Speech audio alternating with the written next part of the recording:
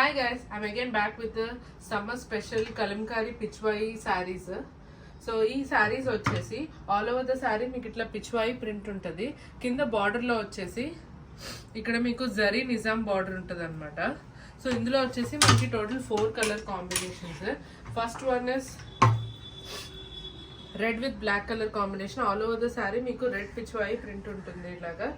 And బార్డర్లో వచ్చేసి black colour Nizam border ఉంటుంది. అండ్ ఇది వచ్చేసి కలంకారీ సారీస్. దీనికి